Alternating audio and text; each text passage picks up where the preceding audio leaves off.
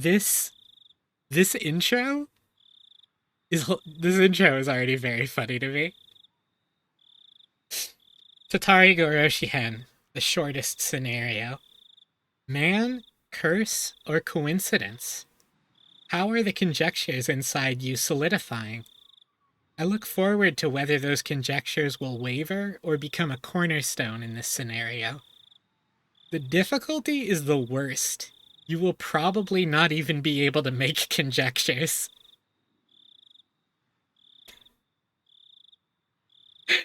That's really good. Hey, Emmy. How's it going? Welcome, welcome.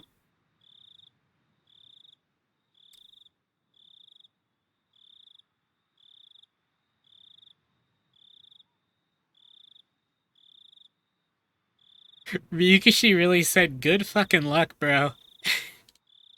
You're gonna need it with this one.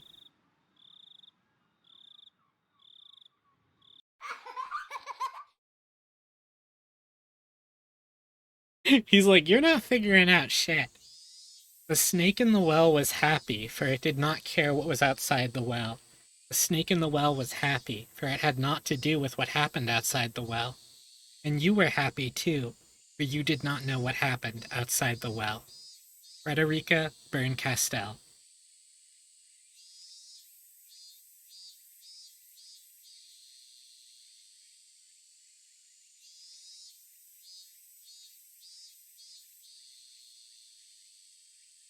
Oh, the after party's gonna go nuts.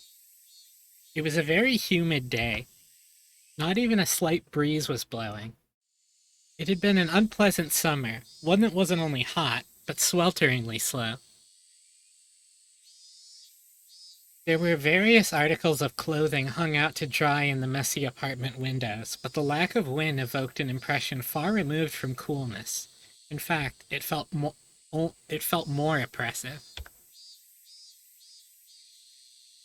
There were crooked houses and apartments lining the narrow, twisted road. In addition, there were planters and flower pots whose contents were beginning to rot, as well as bicycles and cars on the side of the road, making it even more cramped, more oppressive, and all the more sweltering. Nobody who was in this place at this time was visiting it voluntarily. But in spite of what everyone might expect, a single motorcycle came rolling in. June, you missed about 30 seconds of how hot it is.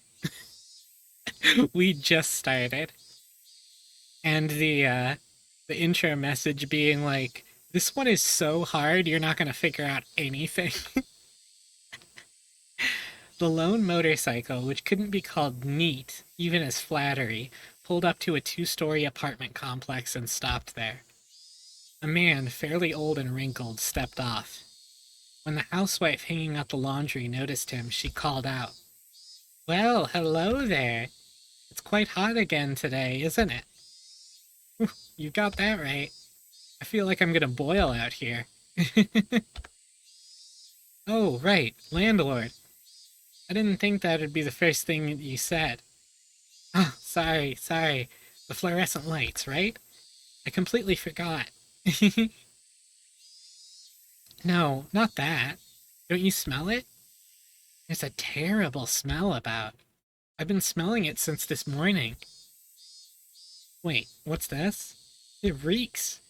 Did the sewers get backed up again?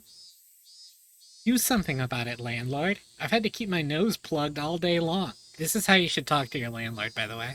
Or any landlord, really. You'd still look plenty lovely plugging your nose, my dear.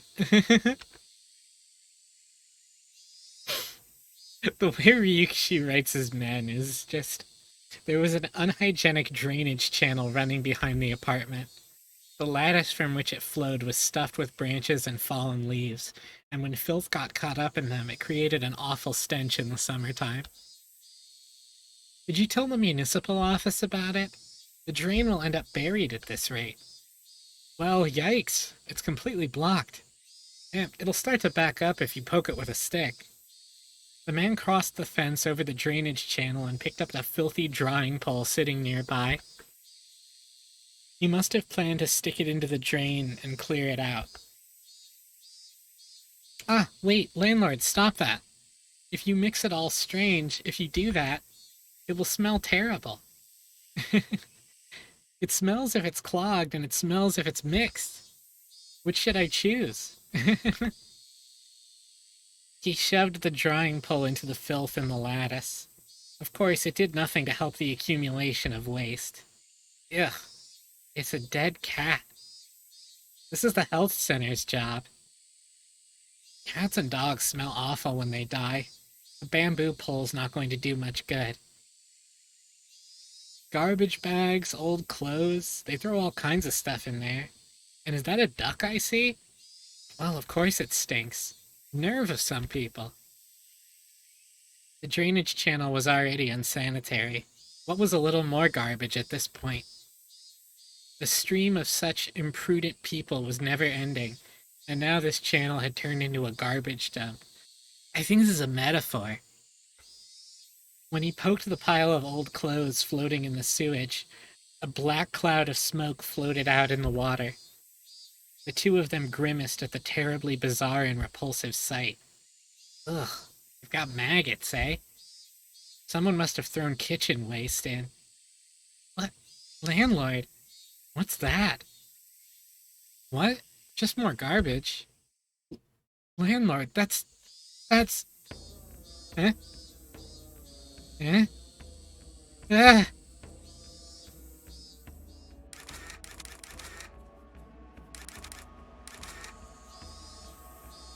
Oh, hello. Good work today. Ugh, what a terrible stench. Hey, someone cover this thing with a tarp. It's in plain sight of the two-floor houses. Identity of the deceased unknown. Sex, female.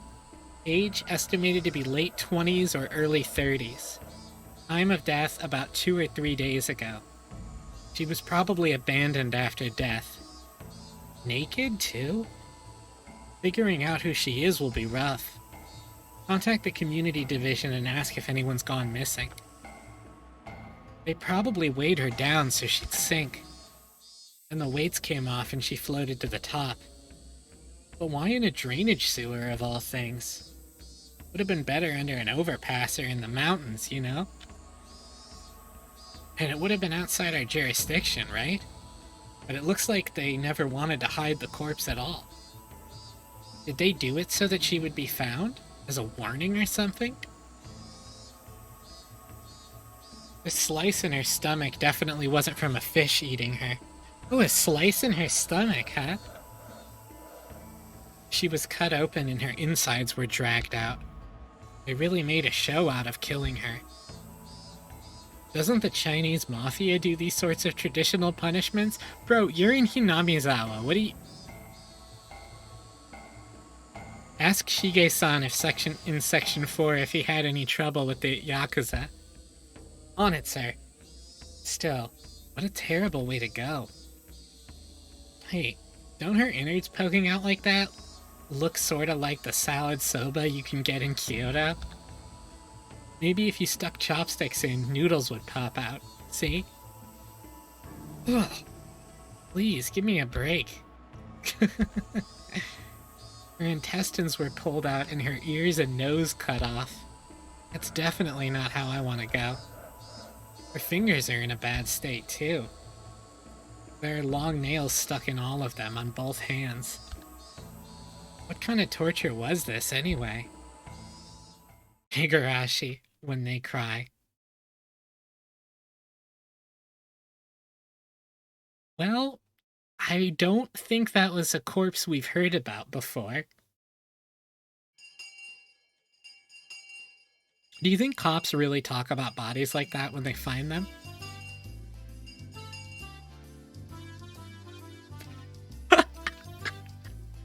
I'm sorry, the abrupt tone change? Oh my god, you know they do. You know they do. 100%. The most relaxing time during the school day? Lunch, for sure. Everyone brought their desks side by side like always, and we all ate together. Oh yeah, Ryukishi was a social worker. That's right.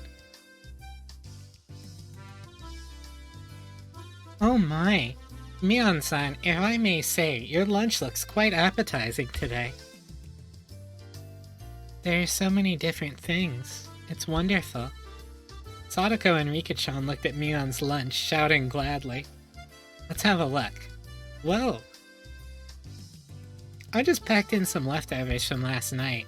All the elders were having a drinking party at my house yesterday. I managed to nab some of what they didn't eat. So that's why they all look like snacks you could have with sake. They're but leftovers, mere scraps of food, but when arranged in a bento box so cleanly they look impressive. It looks like part of a full-course meal at a high-class restaurant. People seem to decide if they like things mainly based on their first impression. So I thought maybe the taste of a bento would be proportional to how pretty it was when you opened it. You may seem unrefined, Mion-san, but you are positively splendid at arranging food like this. The room is nice and tidy, too. Mi-chan is a lot more organized and polite than everyone thinks.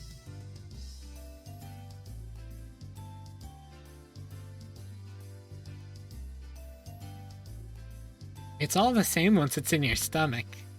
I'd have thought Mion would say something like that, but to think she had this kind of taste.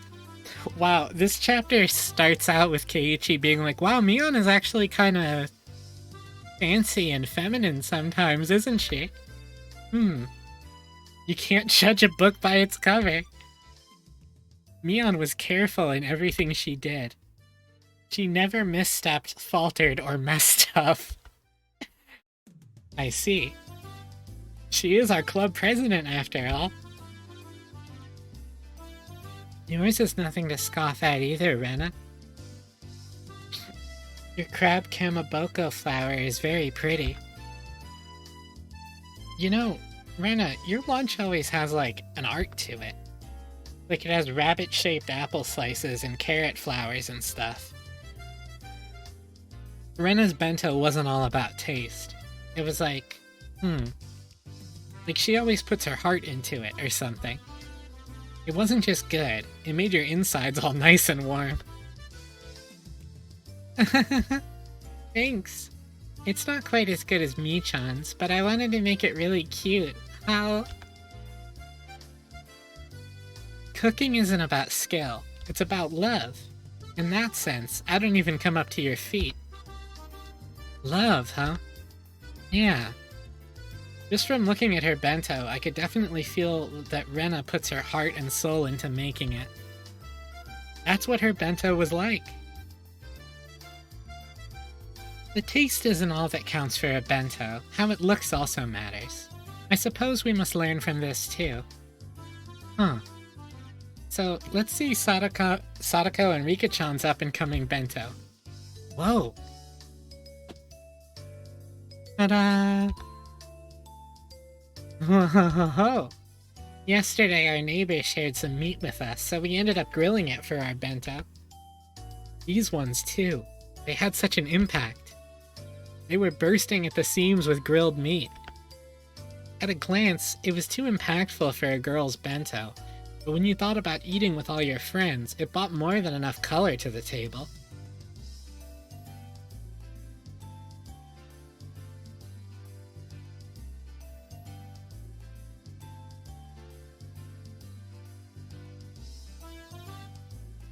What is the purpose of the club this time? Last time it was to win no matter what. That's a good question. We'll have to see what they say.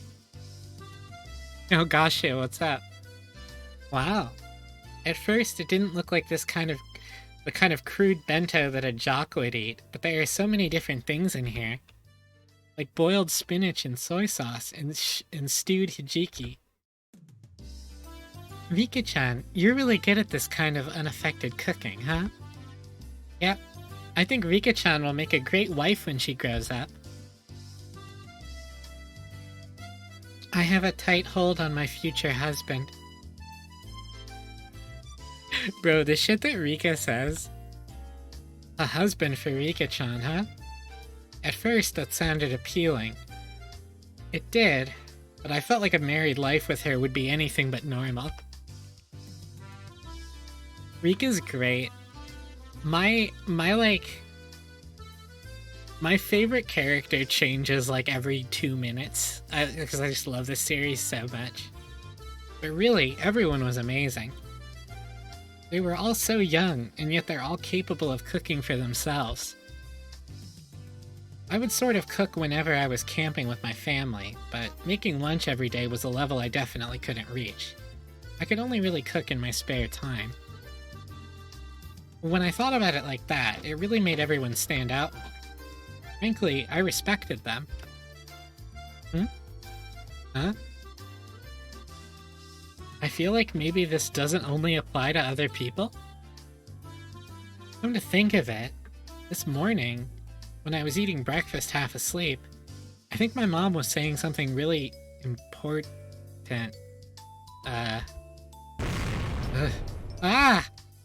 With a hysterical groan, I suddenly stood up, startling everyone at once.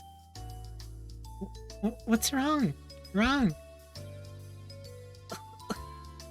You'll make us choke if you shout like that so suddenly, you know. There's rice coming out of your nose, Sadako. I'd forgotten.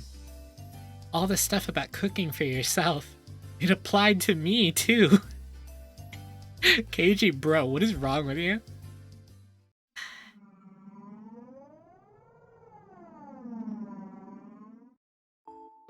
Keiji? Your mom and dad need to go to Tokyo again for business. Yeah? Sleepy. Your dad's mentor fell ill right before an event he was taking part in. It's a very important event and they need someone to fill in. Well, Dad does what he has to do for his job. So your dad and I, you see, we need to go to Tokyo as fast as we can to help with the event. We might have to stay there for a few days depending on what happens. That sounds annoying. Ugh. While we're gone, we won't be here, so you'll need to make your own meals yourself. Are you okay with that, Keiichi?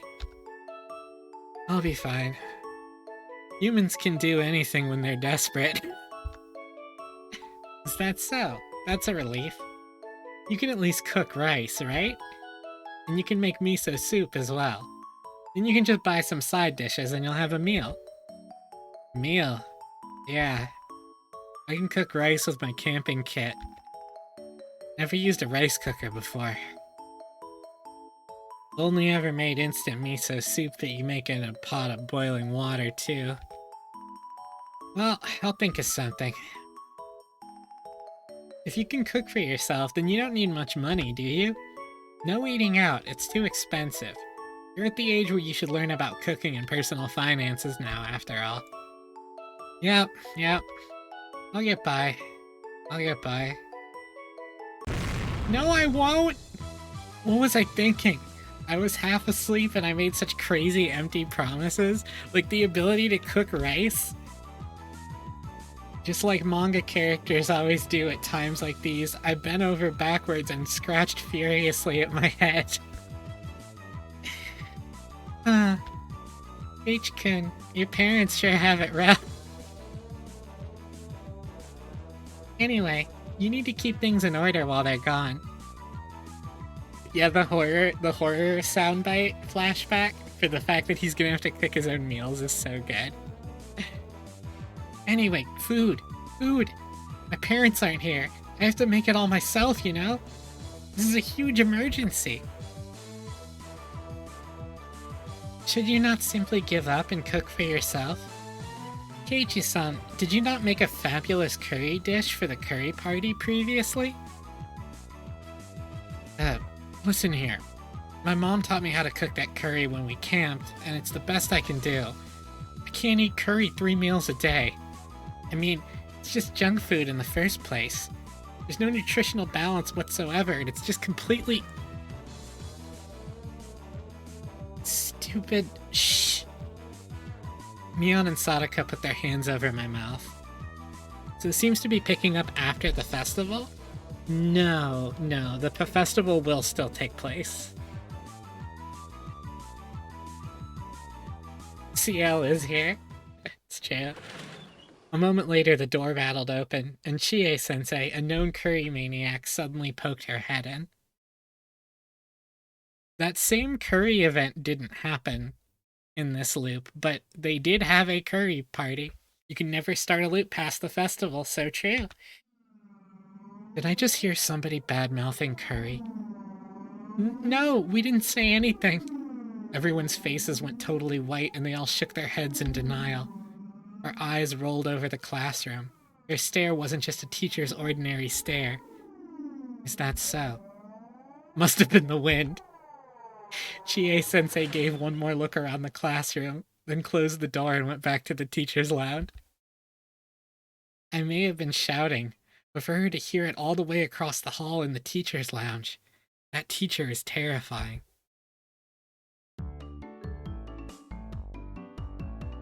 Kei-chan, you can disparage other foods all you want. You might want to stay away from curry. At least, as long as you live in Hinamizawa. Okay. Sorry. That's what I said. But still, you can't have curry for every meal. And cup ramen is good because you only eat it once in a while. If you ate it for every meal, you'd get bored of it pretty quickly. True. Rice and miso soup, and a good side dish. Yeah, that's what a Japanese table should look like. Why can't you just try to cook for yourself? Rice you make yourself is really good. This old man thinks it's more a pain than good. But experiencing it every once in a while might be nice. That's right. Life is all about experiences, right? But when you cut your fingers or burn yourself, it's so sad. So very sad. With everyone encouraging me like this, I started to feel like maybe I could do it if I tried too. Though approximately one person didn't sound like she was encouraging me.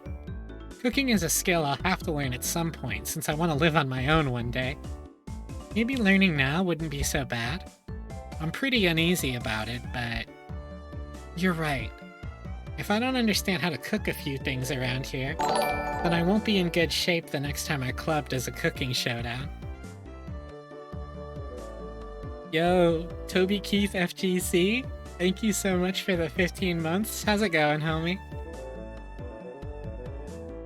Yo, Gasho, thank you for the Prime sub as well. Thank you, thank you. Appreciate you. Yeah, welcome back, homie. You're just in time for book 3 of Higurashi. Because I'm a mad woman, apparently. Oh, Sarge, thank you for the posture check on the hydrate. Yo, Gasa, I appreciate you. Thank you. You are correct. That clever trick of yours in the last curry contest won't work every time, after all. As if scorning me, Sadako ridicules my comeback from a hopeless situation in a certain do-or-die curry showdown. So that's interesting. The curry showdown did happen in this loop just earlier. And what are you so relaxed for? You relied entirely on Rika-chan back then, didn't you? What did you cook at that time exactly? You put a bag of salt in Rena's curry, a bag of salt in Mion's rice, and you flipped over my pan. I relapsed into my grudge over the last curry showdown. For now, I calmed my unquellable anger by pinching Sadako's ears. Ow! My attack was because that's what they were doing for club. I may not look like it, but I can do a little bit of cooking. Can you now? Even when you couldn't peel one carrot during the showdown and had to get Rika to do it? Don't be so daft. People get better every day, you know. If you think I'll always be crummy at cooking, then you're quite mistaken. Right, Rika? I have to watch or else I get worried about the pot and the flame. Sometimes you forget to turn the gas off, too. Rika's like, girl, you suck. Sadako asking her wife for support, and her wife's like, mm-hmm. Everyone burst into laughter. That shouldn't be an issue with cooking. Even I would never do that. I don't want to hear that from someone who eats nothing but cup ramen. But Sadako can cook pretty well for herself, you know? Rena, it's fine. You don't need to force yourself to cover up for her like that. No, she's not trying to cover for her or anything. It's just that Rika-chan's cooking is by far the best of all of us, so hers doesn't stand out. Sadako has mastered the basics too, right? At the very least, she can cook rice and miso soup. Well, she can't quite tell the difference between cauliflower and broccoli, though. They're both the same anyway once you boil them. Sadako erupted into anger, making two fists and swinging them above her head. Everyone laughed a lot after that.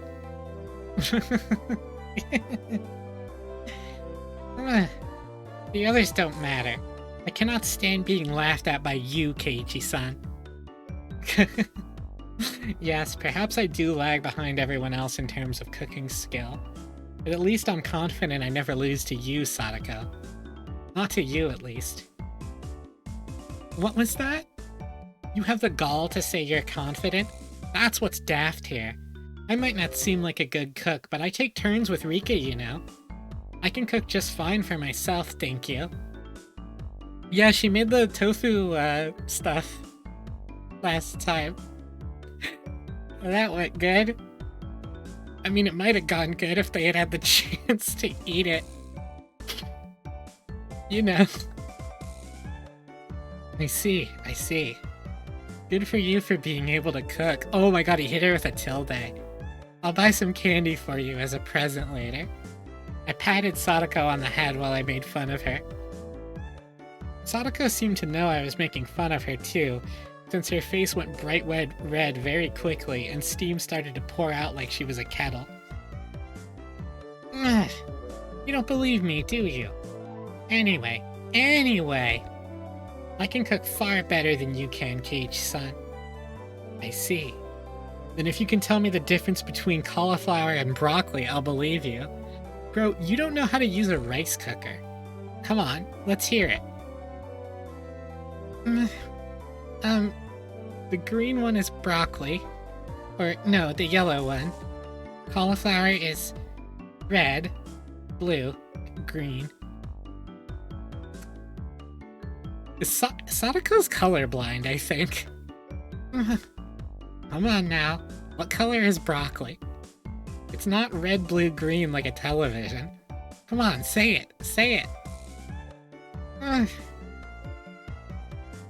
Sadako could cook just fine without knowing what color broccoli is, right? Good for you. Wah! Stupid KK. Wah! Oh, it was nothing to cry hysterically about. She's so goddamn cute. I stroked her head as hard as I could. Ruffle. If you're gonna act so smug, then you can surely show us something better than Sadako, remarked Mion, giving me just a slightly mean smile. Actually, well, I had no confidence at all in my cooking, but the situation carried me along, and I decided to deliver an impressive declaration.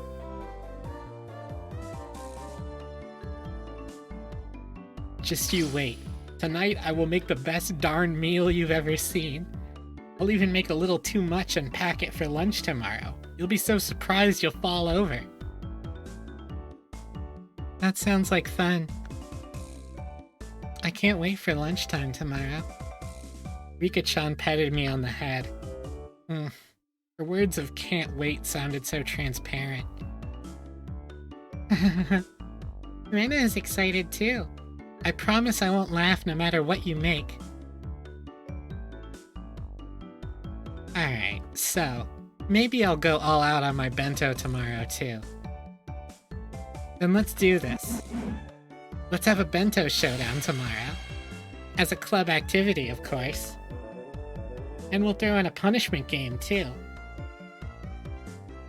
My, what an ingenious idea that is. How was that, Keiichi-san? I'll give you one chance to back down.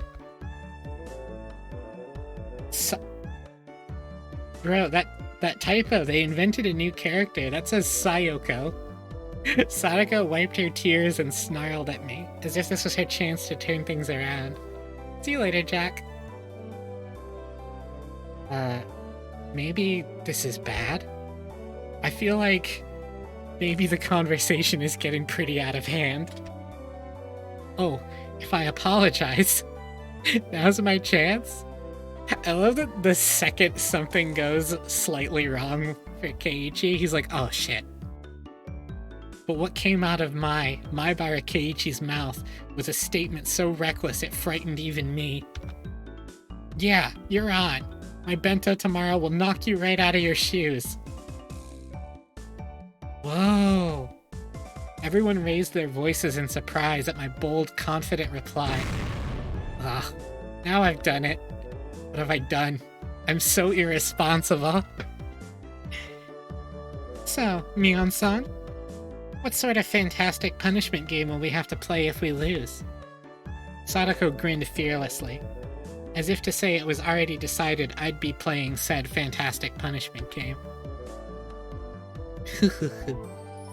Let's see. Okay, how about this? Whoever loses tomorrow's bento showdown, during lunch break tomorrow, has to go up to Chie-sensei as she's eating in the teacher's lounge and say bad things about curry. Michan! That's...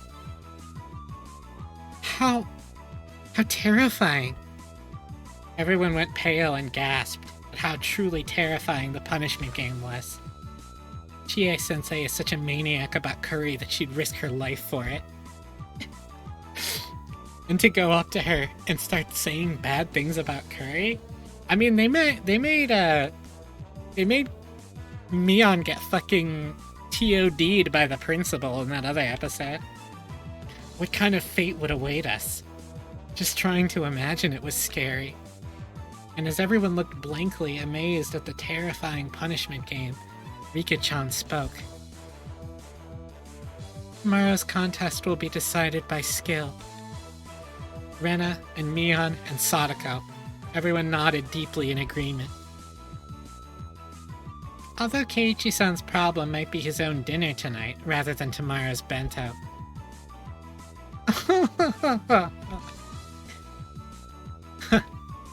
How disappointing that you can't witness what an amazing dinner I'm going to make tonight. I'll let you have a glimpse of it in my bento tomorrow, so look forward to it. That is quite a lot of grandstanding. You do know what will happen if you come to us with something terrible, right? I just can't wait. How much trouble you'll be in with Chie-sensei tomorrow, Sadako. Yes, I can't wait either. To see you, Keiichi-san, groveling before her and begging for forgiveness. Saying it with tears all streaming down your face. Yes, I can just see it now. What was that? Both of us on the verge of tears pull on each other's cheeks. That's anime exclusive. Why is that a thing people do? The fucking boing sound effect is going to kill me. Trying to muster all your desperation by placing yourself in a predicament. As we all know, Maibara Keiichi is unbeatable when he's cornered, right? Kei-chan, that's so manly. This isn't manly or anything of the sort. It is called being reckless. You can't even cook well.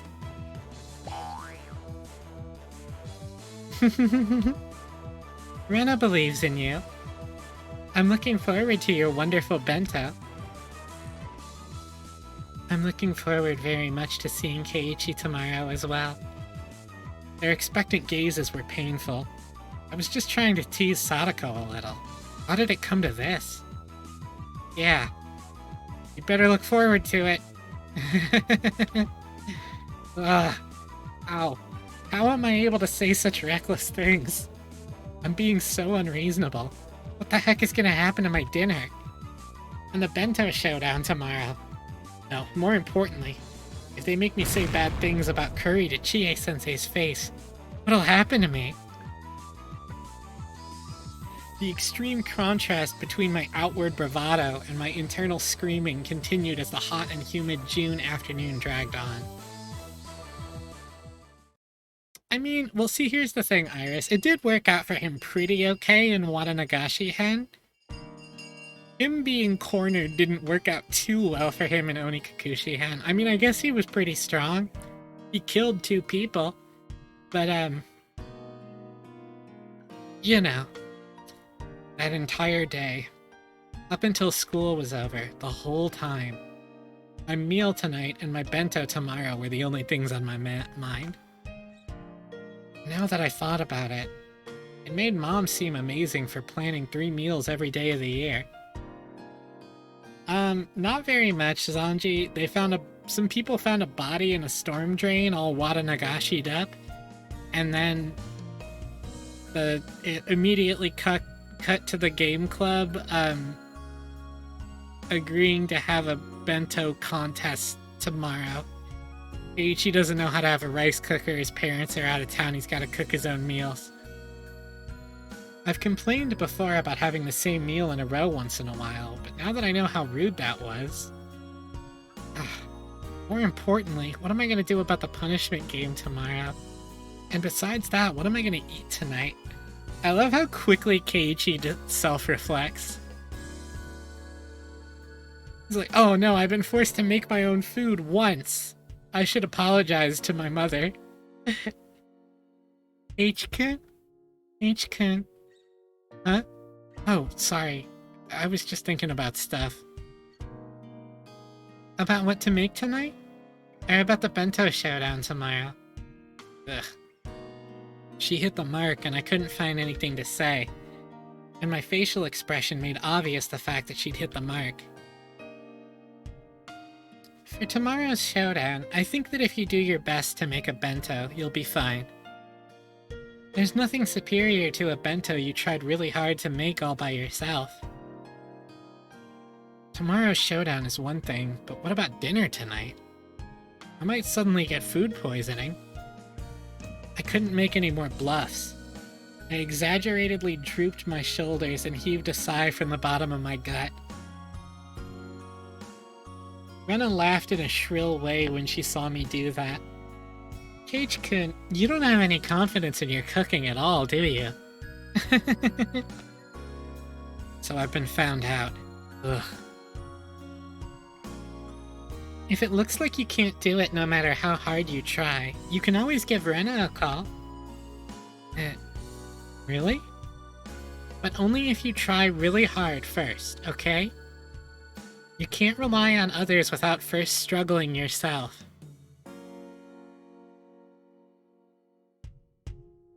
Hey, is that one sentence about Onikakushi and Watanagashi?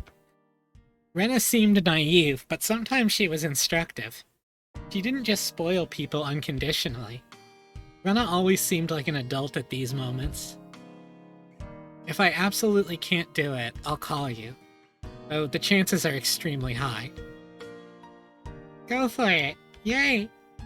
You were grandstanding so much to Sadako-chan that you have to try your best.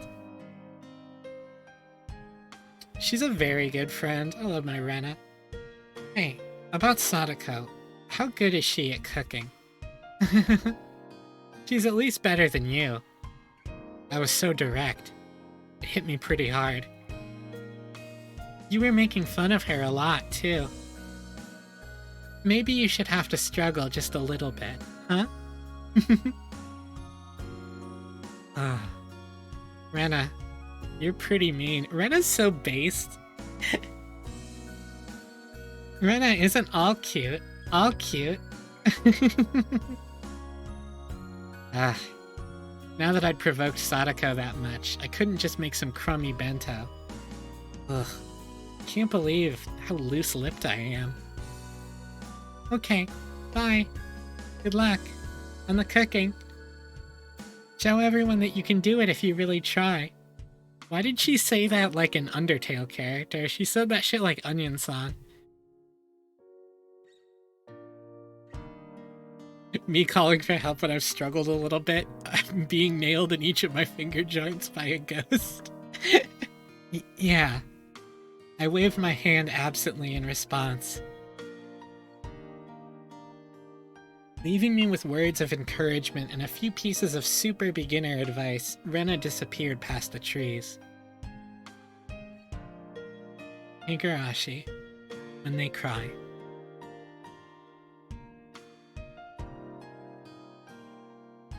What a peaceful little chapter. I mean, except for the fact that the first thing we did was find a body.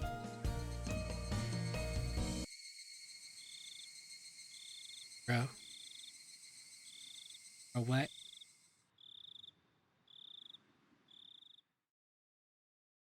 That was just the transition to nighttime? Sure, okay, sure. Fine, I'm desperate. So what? I may not know the ABCs of navigation, and I have neither a sea chart nor a compass.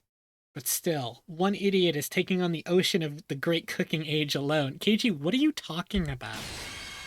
And his name is Maibara Keiichi. Let's go.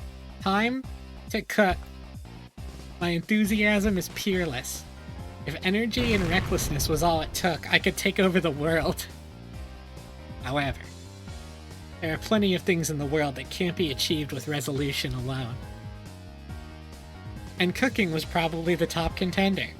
Therefore, even if it was hastily prepared knowledge, I wanted something to help me. I made up my mind and fished through the kitchen cabinets.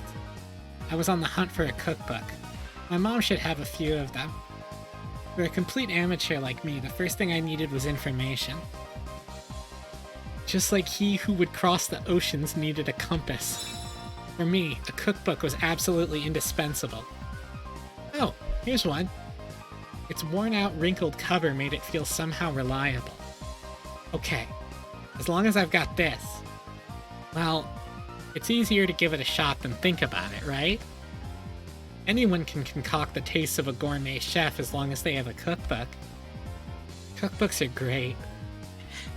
Is Keiichi's speech just getting fruitier as we go on? And as such optimistic thoughts filled my chest, I flipped through the pages. However... Whoa. It played with technical terminology like toys. I just couldn't see how to actually make things. You knew it all along, Maibara Keiichi. If anyone could make delicious food just by reading a book, then there would be no such job as a gourmet chef in the first place. First off, it calls for 3 teaspoons. But which spoon is that? We have to remember that this is a 13 to 15-year-old child. And it keeps saying to use however much you like. How much exactly are you supposed to use? Stop using such obscure expressions. Strain out the water in a colander? Add salt and pepper to taste? What the heck is a colander? And strain it out? Like stretching? You can't stretch water droplets like meat. Ah, and besides, how much salt and pepper is that supposed to be anyway? Ugh. Aren't there any beginner-friendly guides in here? It won't do you any good to yell. Cool off, Maibara Keiichi. Think calmly. Calmly. For now, I'll leave the side dish until after. The rice is more important. I have to cook the rice or I can't start. I know a little about how to cook rice. I didn't cook it with my camping kit when camping all the time for nothing. Oh, his parents went to Tokyo for work earlier this time. Yeah, I mean, you're absolutely right. I'll wash the rice. That should be enough water. And which switch is it? Is it this button? Oh, the lamp turned on. Yeah. Fully automatic rice cookers are one of the 3 sacred treasures, after all. Now pleased by the rice cooker set, I pulled myself together and decided to take on the miso soup next. The miso soup I made at day camp was the instant kind after all. Well, it would be fine if I just melted the miso into hot water, no doubt. I'll boil the water and put in the miso. Huh? How much should I put in? Let's see here. Use the proper amount according to the number of people and your tastes. Enough with the vague expressions. Ah, fine, then I'll put in the proper amount. I crushed the bag of miso in my fist and put half of its contents into the pot. Is this really okay? It seems like a lot of things are happening earlier in this loop. Yeah, it does. We might also be closer to the festival. It's hard to say. The intro did say that this is the shortest chapter. Maybe this was a little too hearty? They do say miso soup is best when it tastes strong. Come to think of it, my mom's miso soup is a little thin. Maybe I'll like it better with this much in it. I said it aloud as if trying to convince myself. Then, convinced by my own words, I nodded to myself. Ichi gaslighting himself still? Alright, the rice and miso soup were probably fine. Next, the side dish. But what should I make? Something I could make that would add color to the meal. That's it. Why don't I stir-fry some vegetables? You can eat vegetables raw, too, and they won't die just from a little bit of fire. I was so cute then, not realizing that the level of my thoughts had fallen from what would look great in a meal to what would be easy to make. There were quite a few vegetables in the refrigerator. What kind of vegetables go in a stir-fry? Bean sprouts? Cabbage? Chives? Onions? Can you put cucumbers and lettuce in? For now, I grabbed a nearby cutting board, cut them into chunks, and tossed them into a wok. This has gotten pretty exciting. Is this the true worth of men's cooking? That's such a sentence. Hey, this is actually getting kind of fun. All of a sudden, there was a pile of vegetables in the wok. Alright, next is the salad oil. Glug, glug, glug went the salad oil. It'd be more exciting if I filled it to the brim. Boys who could cook. Yes, Hey, how much do you think the Undyne cooking scene is based off of this? Whoops, a little bit leaked out. Well, no point in worrying about something so minor. The great Maibara Keiichi's cooking is exciting. Okay, let's turn on the heat. Whoop.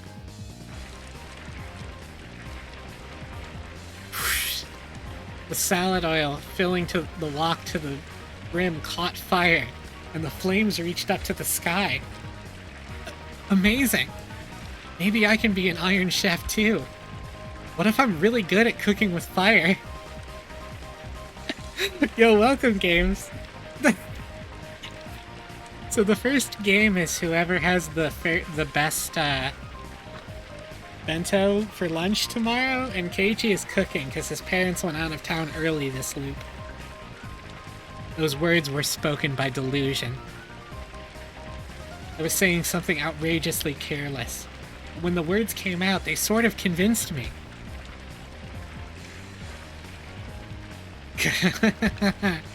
Yes, I am an Iron Chef. Oh, hot, hot, hot. Right as the crazy pillar of flame started to burn the ceiling, I finally realized that the fabulous cooking before my eyes had culminated into an actually life-threatening disaster.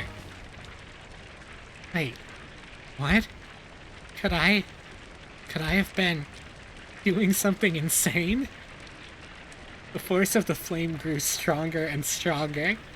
Wait, what? What? Ah! What in the world are you doing? You must stop the flames this instant. Somebody forcefully struck me in the back of the head. When I turned around to see what was going on, to my surprise, I saw Sadako and Rika-chan there. Huh? Sadako? Rika-chan? As I stood in wonder at their unexpected entrance, Satoko shoved me out of the way and turned off the gas. Then Rika-chan got a towel, soaked it in water, spread it out, and placed it over the pot. She continued to soak more towels and put a second on, then a third. Once a whole bunch were piled on, the fire finally stopped. All of it had happened in a few moments. These two 9-year-old girls bust into his house and put out his kitchen fire that nearly kills him. Having avoided a huge fire by a hair's breadth, the three of us gasped for air. Wait, what are you two doing in my house? Trespassing on private property, Keiichi. Yes, well, Keiichi-san, you've been caught red-handed in the act of arson. It was just about to turn into a huge building fire, wasn't it? It would be very, very sad if Keiichi was homeless after this. And after pretending to be an Iron Chef, I finally began to take in the situation. So, that was really about to set the house on fire? Is that not obvious? Just look at it. The ceiling is all sooty, is it not? Chimneys are the only thing that should be sooty. Sadako was seriously mad at me. Maybe they saved my life. According to what they said, 1983, yeah. I was so absorbed in my fiery cooking that I hadn't noticed when Sadako and Rika-chan rang the doorbell. But they could tell someone was home, so they came in to check. Thank goodness they did.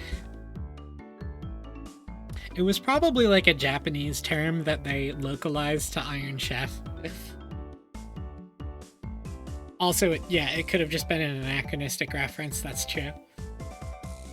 If Sadako and I hadn't come, the fire engines would be going wee-oo right now. Keiichi-san, do you understand now how serious this was? At some point, I had sat down on my knees as I listened obediently. Ugh. That is a new Sadako face. Old Sprite, okay. Alright. Old Sprite it is. Let's look.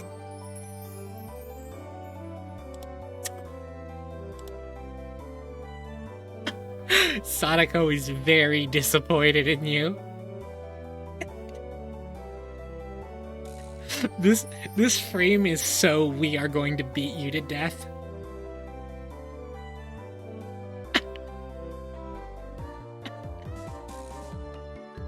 Hi Barrow. How's it going? Sadako T-posing on Keiichi. There we go. They're humans again. I'm sorry. You two saved my life. No, the old art really is charming. In a very, bizarre way. We thought we would come and see what a fabulous dinner you made. But as we thought, it's a mess. At this rate, we won't even need to look at your bento. You're so mean. So you and Rika-chan came all this way just to see what I'd make for dinner?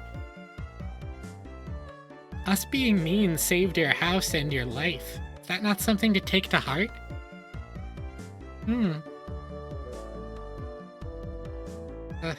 Yes, I'm sorry, Sadako-san.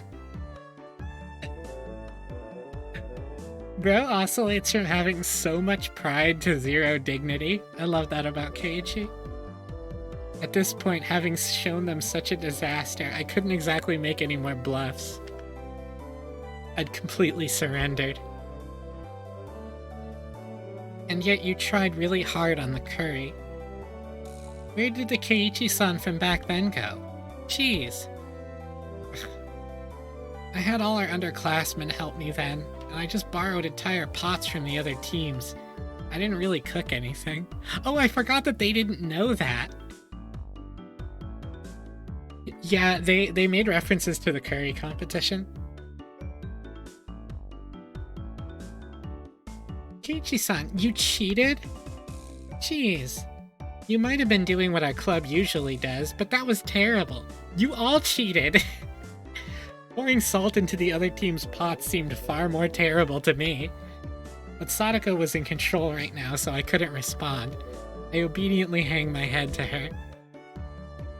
By the way, Keiichi-san, this terrible pot. This wasn't supposed to be miso soup, was it? Sadako stared at the pot, totally full of miso, with an awful expression. So I really did get the amount wrong. Judging by the look on Sadako's face, whatever was in the pot couldn't be called miso anymore. Forget the miso soup, the rice should be cooked just fine. Rice cookers these days are pretty convenient. It should be just about done. Meep. It's not cooked. See? The inside is all watery. Huh? What? But I switched it on and the little light came on.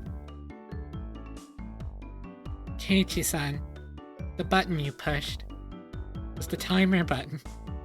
Okay? We have never seen Sadako like this. This is genuine sympathy. That's why this is a new Sadako spray. This is actually...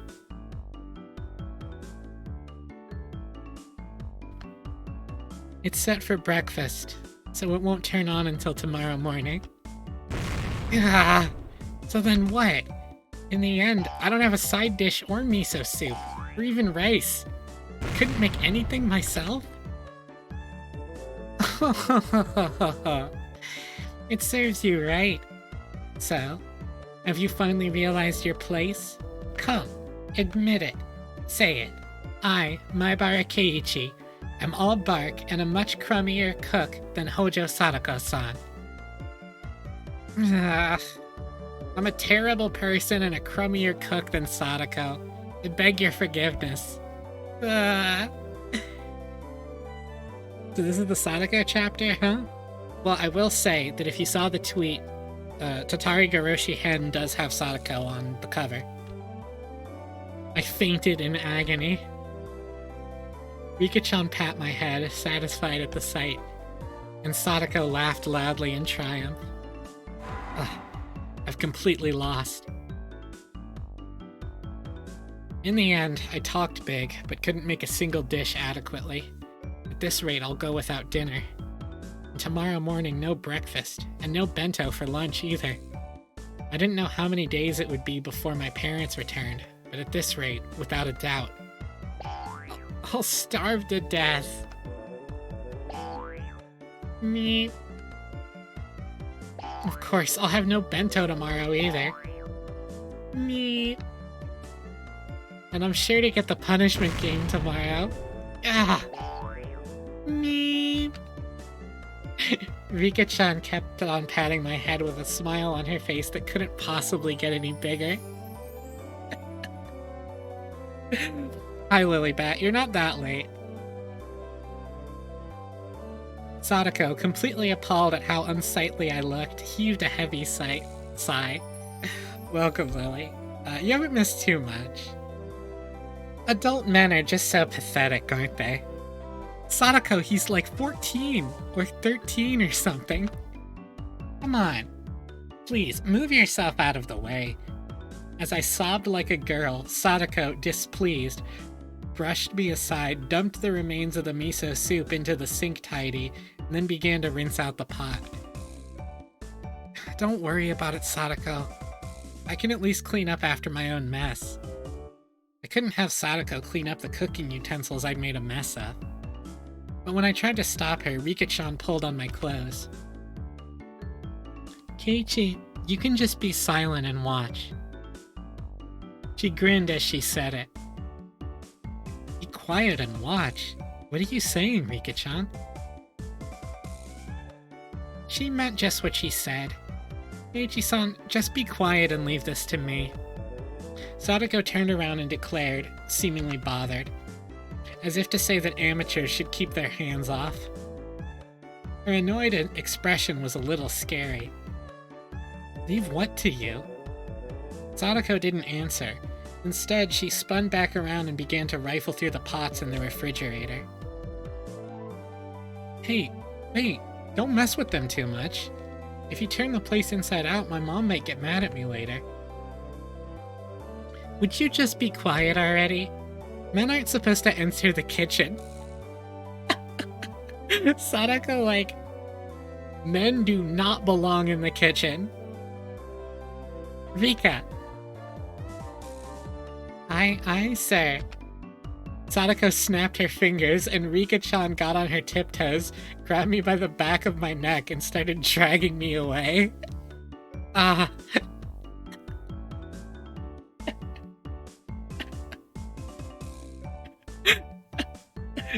Sadako, like, go build a house, bro.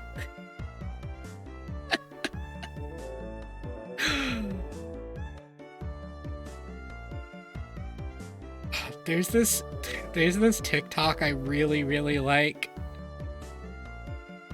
where this woman is like, why are men getting on this website and criticizing my makeup? Why are men coming in here like, oh, I don't like her makeup so much in this? Go build a house, bro. I'm like, she's right. She's right. They should go build a house. Leaving Sadako alone in the kitchen, Rika-chan dragged me back into the living room. Hey, stop, Rika-chan. Let me go already. If we leave it to Sadako, the kitchen will be a disaster. Sadako came to see how she beat you today. It's her revenge. Revenge? Come to think of it, her face looked kind of grim. Eventually, from the kitchen, there was the sound of a faucet being twisted and a stove dial being turned. I began to hear the nostalgic sounds that made me envision dinner time. The refrigerator opening and closing, ingredients being cut on the chopping board. What did that mean? Was Sadako? Was she cooking? Ichi made fun of her quite a lot. Sadako wanted to show you that she can cook proper meals, too. Just listening to it like this.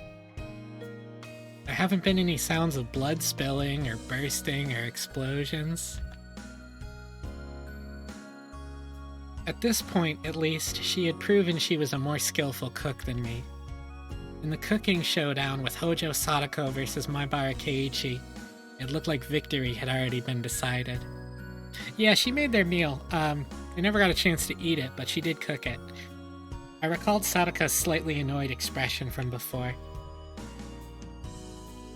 I was making fun of Sadako too much today, wasn't I? Is she holding a grudge?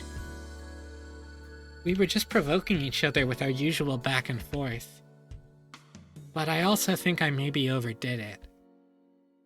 At the very least, I shouldn't have made fun of Sadako, who could cook for herself, when I never cooked other than for recreation before. I said cooked. I'm sorry, chat.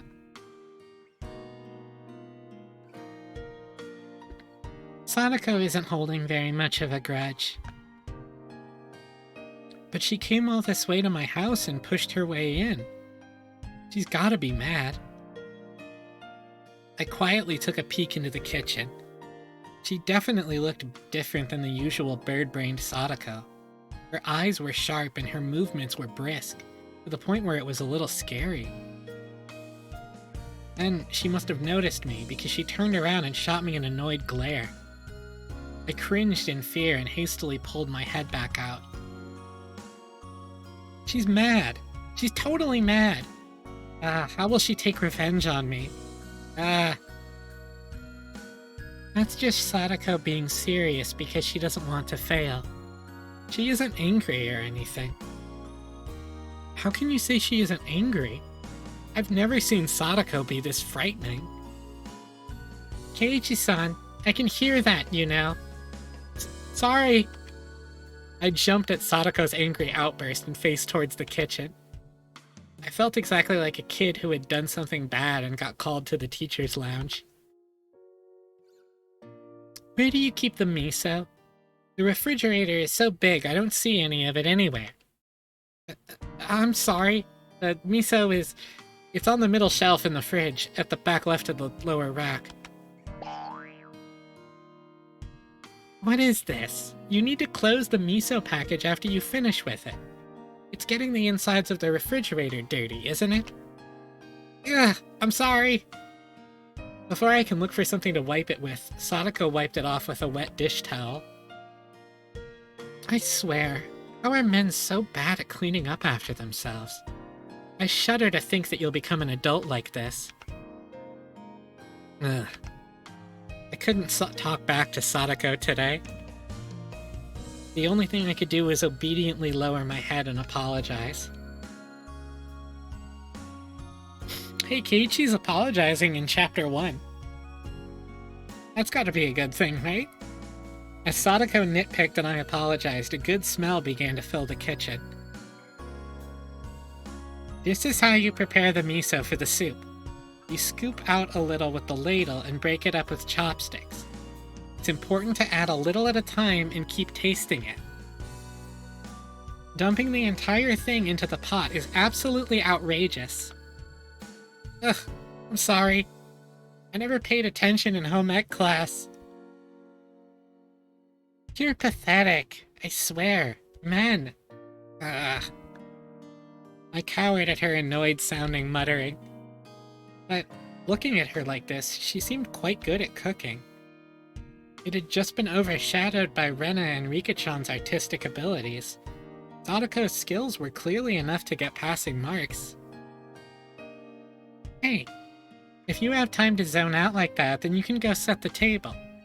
Rika and I will be eating too, so set 3 places. Ah, on it! I hastily took a 3 people's worth of dishes and such from the cabinets and headed to the dining room. When I returned there, I could hear laughter from a variety show on the television. Rika-chan was sprawling out on the couch, watching television and relaxing. I love the degree to which Rika is Sadako's husband. When she noticed me putting the dishes out on the table, she came scampering up. Dinner time is soon. Dinner at Keiichi's house. Nippa. No, it's true. It's true. When Rena was going to her mind palace, she was like, yeah, I bet Sadako was cooking all this tofu in the kitchen, and Rika was probably like on the ground watching a variety show. Rika-chan, you're in a good mood. That's a pretty big difference from Sadako. Sadako isn't in a bad mood at all. She's enjoying herself more than she has in a long time.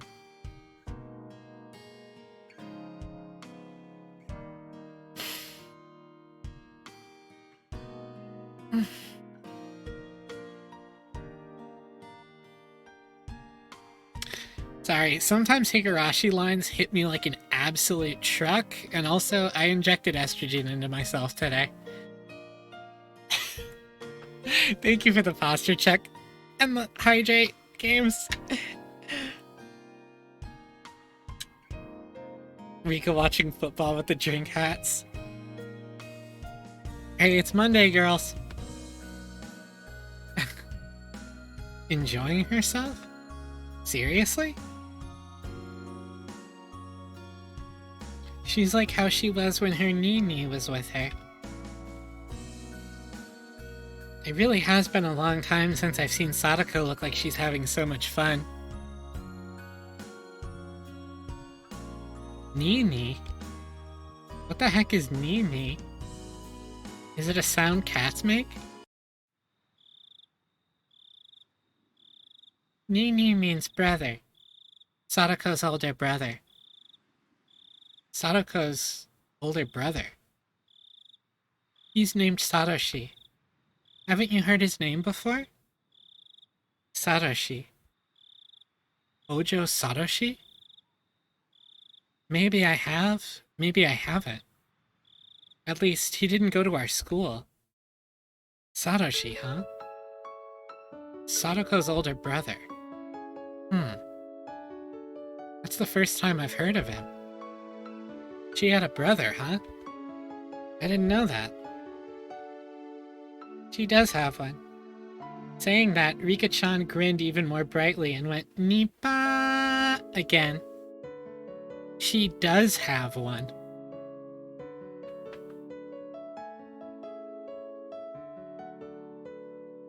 We haven't heard that before, have we? Well, I mean, we kinda have. Satoshi transferred, after all. When Sadako was with Satoshi, she always looked like she was having fun, just like this. It really has been a long time since I've seen Sadako enjoying herself this much. However I looked at it, she seemed to be in a bad mood. But her good friend Rika-chan was saying that it was actually the opposite. Is she really enjoying herself? She must be remembering the time she spent with her Nini. It's nostalgic. Nostalgic? Huh. Then does he live apart from Sadako? Maybe Sadako's older brother Satoshi is actually a lot older than her? He must have gone off on his own and was living by himself far away. Sadako seems like she got along well with this Satoshi person. She did. The two of them got along very well. She spread her arms wide to demonstrate the width of how well they got along. According to Rika-chan, Sadako supported her docile, slightly unreliable older brother through nagging. That was their relationship. I see. Certainly applied to the current situation. We had me, unreliable, unable to cook even a single dish properly, and Sadako, who redid it while scolding me. Could Sadako have been getting a glimpse of her brother, who now lived far away, through me? Huh.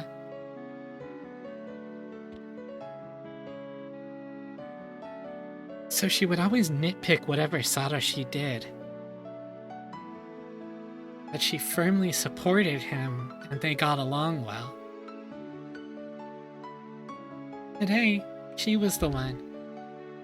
She suggested we should go to Keiichi's house. She said, there's no way the unreliable Keiichi-san could possibly make dinner. We need to go make it for him. Then, she didn't come here to get revenge or to get even or anything like that. She couldn't leave you alone. Even now, Sadako is a proper little sister. I was an only child. I didn't know how it felt to have siblings. Of course, I've never had a little sister like Sadako. But I felt that in this moment, I was an older brother, obediently and helplessly being looked after by her. Without any teasing or messing around. I'm gonna give thanks for her trouble. That's what I honestly thought. Keiichi-san, you know where on earth the ladle is? Ah, sorry. The ladle should be in the drawer to your right. I ran into the kitchen, got the ladle out of the drawer, and offered it to Sadako. It's all done. Have you put the bowls and things out? Yeah, everything's a-okay. Then let us have our meal. Rika, it's time for dinner. Me. I heard Rika-chan's effervescent voice coming from the dining room. Sadako turned off the gas flame on the stove and lifted up the pot of miso soup. Could you bring the rice cooker, Keiichi-san? Be careful not to flip it over, alright? Right, I'll be careful. I can carry rice cookers just fine without being warned about it. I thought about replying like that, but I decided not to. No mean words or witty retorts today. Rice with steam billowing from it and miso soup, as well as a handful of side dishes. On the table was a truly firm, family-oriented dinner. Y'all, I am actively fighting not to burst into tears as I read right now. It wasn't weird at all, or extravagant. It was a daily meal, the sort a housewife would make. It was very nonchalant and brimming with liveliness. Then let us eat. Thank you for the food. At Sadako's command, Rika-chan and I both thanked her in a loud voice. I made light of you, Sadako. You've beaten me soundly. Do you have a better opinion of me now? I may still not be as good as Rika or Rena-san, but I can cook far better than the helpless Keiichi-san. Yeah, I know better now. After I honestly admitted my defeat, Sadako's expression finally softened, and she laughed with her normally loud and cheerful voice. Chomp, chomp. Oh, the rice is cooked really well. Though she used the rice cooker, it tastes a little different from the rice my mom made. Maybe she used a different amount of water for it. Even so, I could feel Sadako's personality from the rice, which made it taste better than usual. The miso soup was a little on the thick side, but it was still delicious. The side dishes, while not exactly flashy, tasted great as well. It was also appetizing, and I couldn't stop eating. The side dishes are well done too. Sadako, you're not a bad cook at all. I gave my honest impression without a hint of sarcasm. Sadako seemed to have been expecting some, because when I praised her so honestly, she got flustered instead. Ho ho ho! Your praise honors me, but it's nothing so grand. The side dishes are just things I bought at the store and heated up. This and this, all I did was open the can. I can only really make rice and miso soup myself. Is that the most humble thing Sadako said in the entire game so far? Sadako said, embarrassed, her face a bit flushed. There was none of her normal verbal abuse or sarcasm in there either. I can't make anything except rice and miso soup, but when you get ready-made side dishes and put them on the table too, it turns into something fairly splendid. My mom uses ready-made side dishes and canned goods too. It's nothing to be embarrassed about. This is a fantastic dinner. I gave her honest praise. I've never met Sadako's brother, but Satoshi probably would praise her in the same way. Yo, welcome Hectic Sketcher. Well, I suppose it's enough now that you've come to realize that I can hold my own in the kitchen. Would you like seconds? There's plenty of miso soup still left. Huh? Did that brat just awkwardly change the subject? When I realized my response had been on the mark, it made me a little happy. When we eat rice like this, it's fun, like we're eating with Satoshi. Damn, Rika, okay. We're just gonna talk, Rika's like, oh, we're talking about it. Rika-chan mentioned Sadako's older brother's name again. Sadako's chopsticks paused and she looked up at the ceiling. How nostalgic. I wonder what he could be doing right now. She had a faraway smile, as if yearning for a friend who had moved away. From how it looked, I got the impression that she hadn't seen Satoshi in quite some time. Sadako realized I was giving her a blank stare. I do apologize. Satoshi is my Nini. No, my older brother.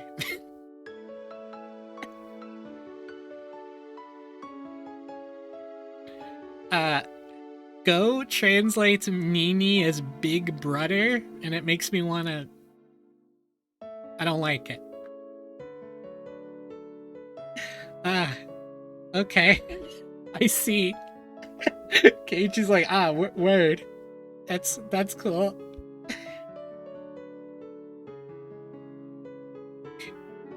Nini must have been a nickname only Sadako used for him. You have a lot of feelings about Go and none of them are positive.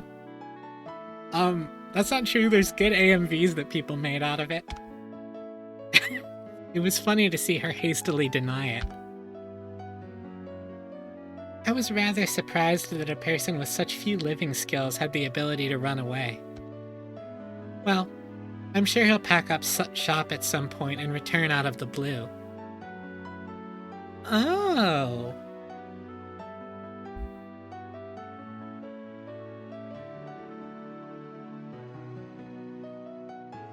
Go is the 2020 anime, 2021 anime, 2019, I forget.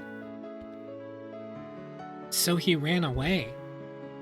There was another story to what Sadako had said so cheerfully. The reason for Satoshi not living with her was a little serious. The manga is better, but yeah. Everyone had been talking about it in such an upbeat way, so I continued to talk about him. Should I not have broached the subject at all? I hastily took a look at Sadako's face after thinking that. There was no trace of the gloomy expression I'd been worrying about. Well, he's not old enough to be dreaming of living on his own. Nini won't be able to do it for long anyway. Yeah, hectic, that is a good way to describe. That's Sotsu. He has no endurance. Sanashi may not look like it, but he's a very persevering person. He's a lot more persevering than you think. Mika, you always take Nini's side right away. You're a little too nice to him. Sadako is just too hard on Nini. You should treat him more kindly when he comes back. Sadako and Rika-chan's views regarding Nini, aka Sadashi, were parallel to each other. But I could easily tell that both of them really liked him. They were so optimistic too, even though he had run away from them. It was like they were going to see him again next week. Sadako and Rika-chan both like Sadashi even now, and waited for him, believing he would surely return. I've never met him, but I know for sure that this Sadashi person was a really good guy. I had thought Sadako would be deeply hurt by her brother running away, but she had already overcome that. She was still being the energetic little sister, always full of vim and vigor, as if to say her brother could come back at any time he liked. I thought that Sadako didn't think through anything and just frolicked and played practical jokes every day, and that was it. But she was really... yeah.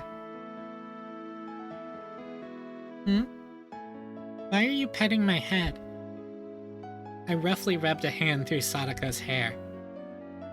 I misunderstood you, Sadako. I didn't know you were this level-headed. Sadako seemed to think I was making fun of her and tried to bat my hand away. But then she saw there wasn't even a trace of malice on my face and obediently granted me her head. Yep, Sadako's level-headed. She sure is. I've been level-headed from the start. I was just playing pranks on you because you always do it to me. It was your usual provocation, but I decided not to buy into it today. You're right. You were just doing it to go along with me. But you really were so level-headed. Good for you. Is that actually a compliment? It kind of seems like you're making fun of me. I'm not trying to make fun of you at all. I'm seriously complimenting you. Because if I was making fun of you, Rika-chan would be petting your head too. That's right, isn't it? When Rika makes fun of people, she usually pets their head. You want to remember that line. Me. These canned sardines are delicious. Rika-chan went Nippa, and her smile became even brighter. Her attitude was clear as day, but it was annoyingly cute, so both Sadako and I suddenly burst into laughter. I'm so glad they're not localizing Nippa anymore. That laughter lightened up the table. The table itself is so dull and simple that I never even thought people could be laughing like this around it. And then, I finally came to realize something really obvious. Dinner is better if you're laughing while you're eating, huh? Of course it is. Laughing makes it taste better. How rude. The food is good because I'm a good cook, obviously. This harmonious moment, this happy circle, it was completely different than spending time with family, but still somehow nostalgic. Sadako, do you want to see Nini? I didn't say Nini. Call him my brother, please. Wait, you've been saying Nini this, Nini that this whole time. I grinned wryly and decided to just call him brother, like she told me to. Sadako, do you want to see your brother? Rika-chan stopped eating, then looked back and forth between my face and Sadako's. Sadako was smiling. She looked like she was trying to choose her words. Is that a new Sadako sprite again? I think we're getting a lot of new Sadako sprites this chapter.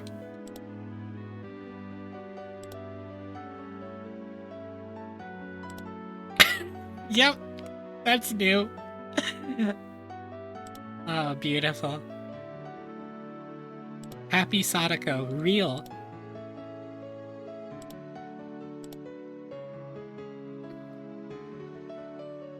Just from that, Sadako conveyed her feelings. Honestly, she wished he would come home right now. But she wasn't that weak. Satoshi should just do what he wanted until he was satisfied. In return, she'd let him have the scolding of his lifetime. And then she'd have dinner with him and lay out his futon for him. Well, of course I want to see him again. It's been almost a year. It's been that long already. Rika-chan smiled thinly, her eyes appearing to look away. Well, Nini can do what he wants. It would lighten my load if he came back with more muscles knowing how to do housework, of course. See? You said Nini again. You said it. I did not. I would never call Nini Nini.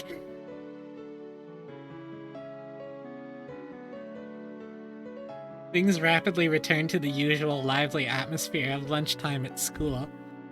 But nothing changed about Sadako's feelings towards her brother. He was living so bravely and so strongly. Hey, Satoshi. Your sister is trying so hard to watch the place while you're gone, isn't she? Give it a rest and come back soon. Got it?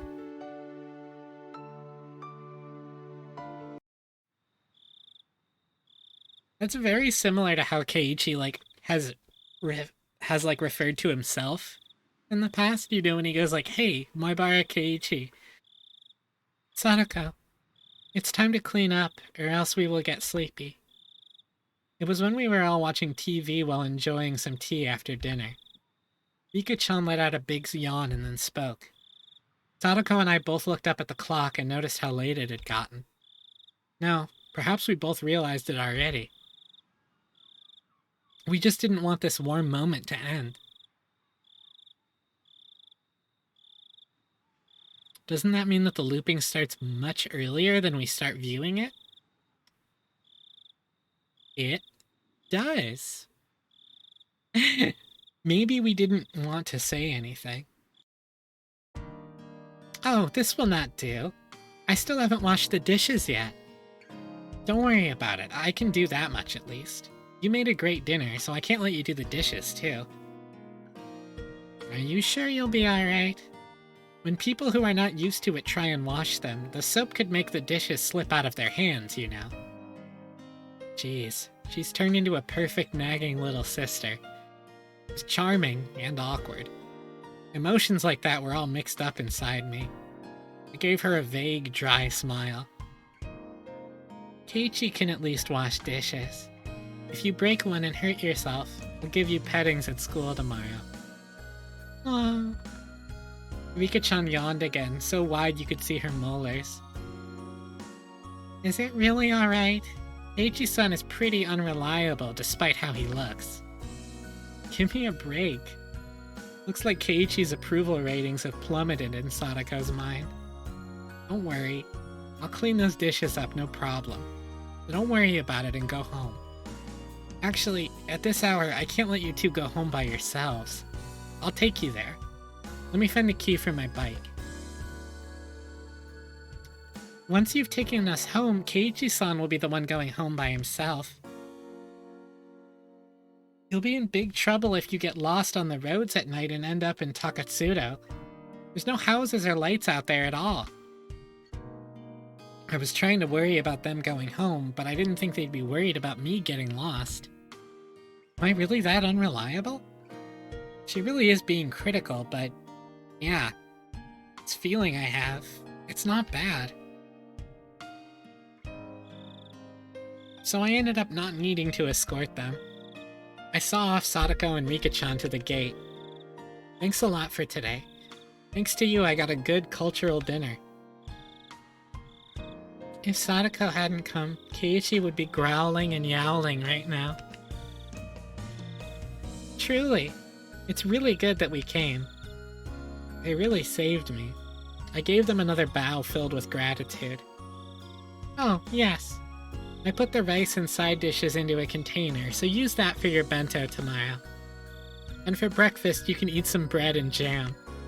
Strawberry jam and peanut butter were in your refrigerator on the middle shelf to the right. Cocoa powder, too, was in the upper right door of the cupboard. I know all that. You don't have to go into detail. I was about to say that, but I decided to humbly listen to her. It was then that I finally realized that Sadako, who had appeared to be in a bad mood, was in fact in a great one, just like Rika-chan had said. And that though she nagged a lot, she was very kind. Then good night. Make sure to brush your teeth before you go to bed. You have to do it for at least 5 minutes. I got it, Sadako. I'll brush my teeth and make breakfast for tomorrow. And I'll be sure not to forget the bento.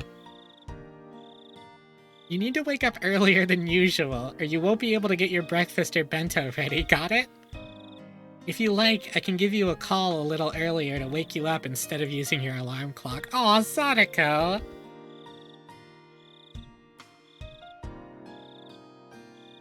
You don't have to go that far.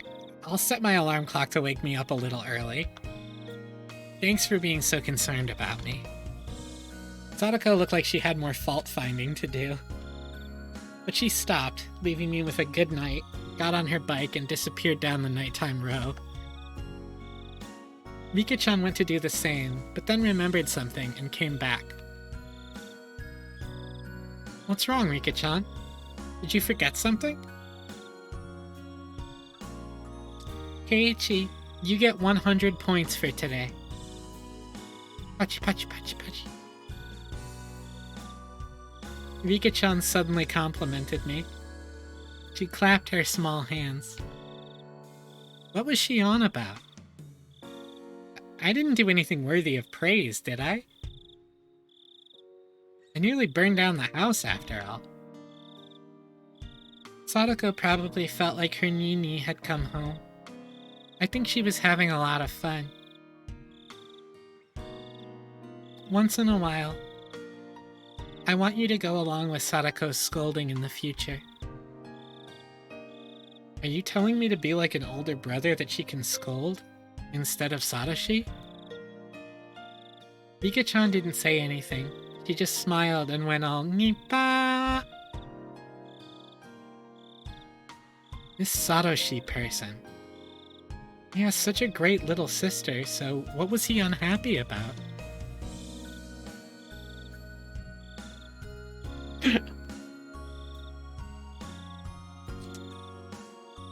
Keiichi at the beginning of chapter 3 being like, what could anyone possibly be unhappy about in Hinamizawa? If I were Satoshi, I never would have run away from home. Satoshi had his own circumstances, I'm sure. I don't know what he was unhappy with. But whatever the reason, it was no excuse for abandoning Sadako. I hope he comes back soon. I probably can't play the role of her actual Nini forever, you know? It's okay. You were just like Satoshi today. Please do it again sometime. If that's what would make Sadako happy. I'd take on this easy role whenever I needed to. Rika! Sadako stopped her bike under a distant exterior light and called out to her friend, who wasn't coming on no matter how long she waited. Okay, I have to go. Good night. Yeah, night. I can't replace Satoshi, but Keiichi could do it. That's one less piece of baggage I need to shoulder. Wow! Every once in a while, Rika says something like that. Leaving me with that, Rika-chan sped off on her bike. God! She rode up next to Sadako, and then the two of them disappeared in the blink of an eye. Satoshi. Seriously, come back soon, got it? If you come home really late, I'll punch you right in the nose. Let's try our best until that day comes, Sadako. Even if I could no longer hear the sounds of their bicycles, I stood there for a while, seeing them off.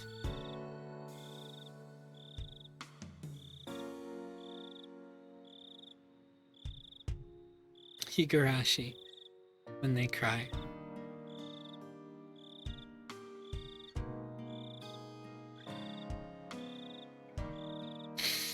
You've received new tips, Sadako's Trap Course, Elementary. Trap Queen Sadako. Let's take a look.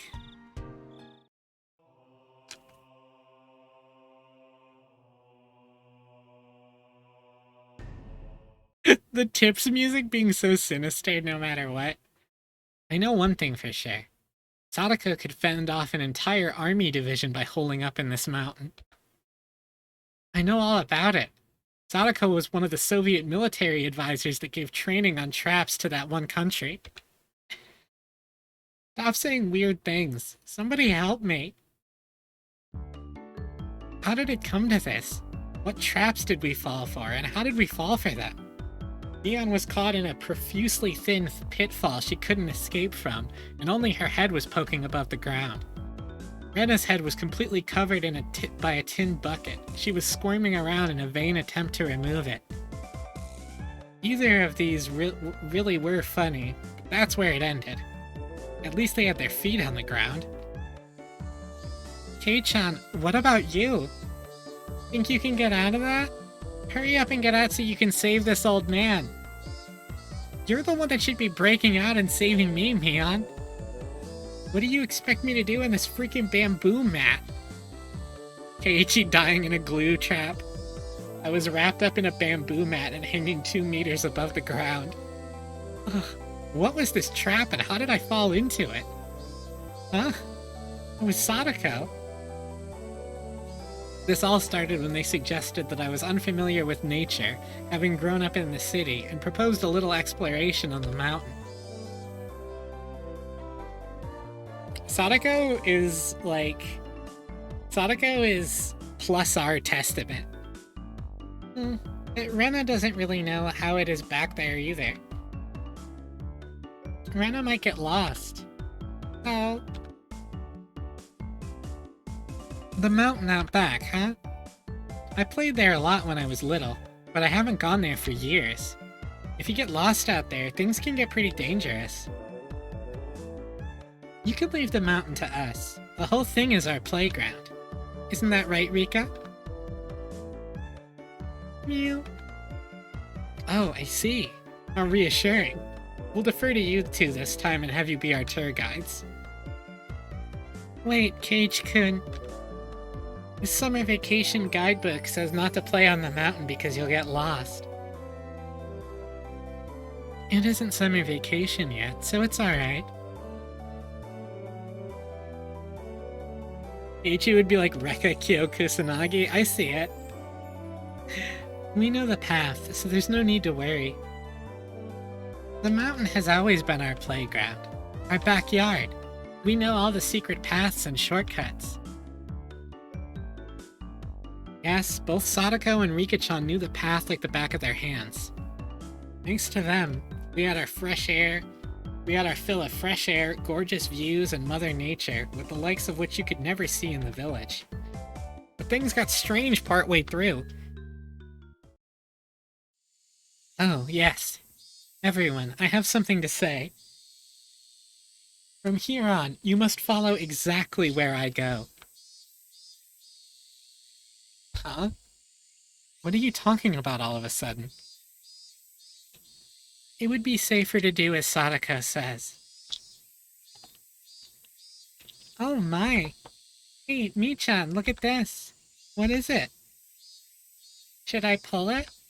Should I? Suddenly. Squeak. Crash. When Rena pulled the kite string, a bundle of bamboo spears fastened to a tree branch all came raining down with a clatter right next to where Rena was standing.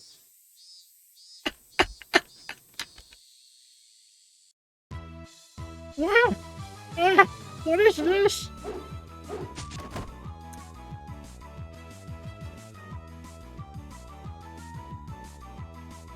That brings back memories.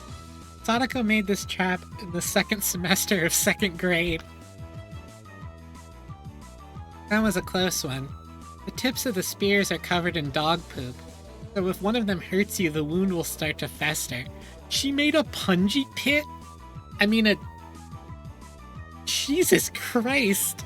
It's not a pit, but the spears are punji sticks. Christ. When did this turn into freaking Vietnam? Yeah, that's where bamboo spears covered in excrement were traditionally used in the Vietnam War. According to Sadako and Rika-chan, earlier in elementary school, Sadako had been on a trap-making craze and set them up along every inch of this mountain.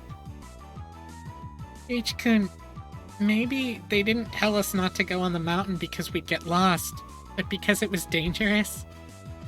Mion and I both nodded wholeheartedly at Rena's hypothesis. Come now. We are hurrying on ahead.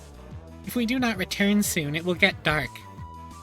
If it gets dark, it may even become dangerous for me. But you're the one who brought us to this crazy mountain.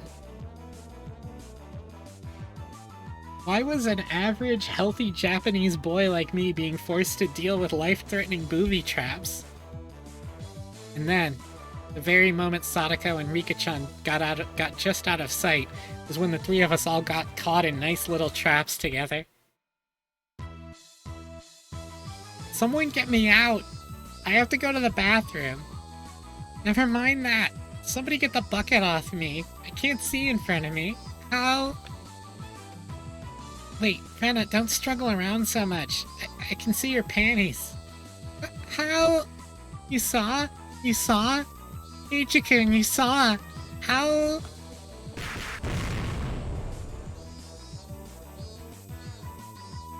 Of course you can see them. You may be in a bucket, but you can definitely... Bucket Rena was using me as a sandbag and Mion was crying.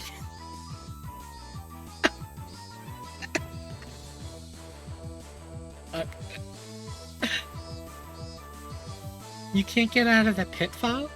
How sad, how sad. Jeez, didn't I already tell you all? You weren't supposed to leave my side. I finally had an epiphany. Sadako had been so bent on taking everyone out to the mountain because she'd wanted to brag about the traps she'd set up here over the years. You could have stopped at just showing them to us. I didn't need to experience how it felt firsthand. Rika-chan pets our three heads in sequence, in an increasingly satisfied mood.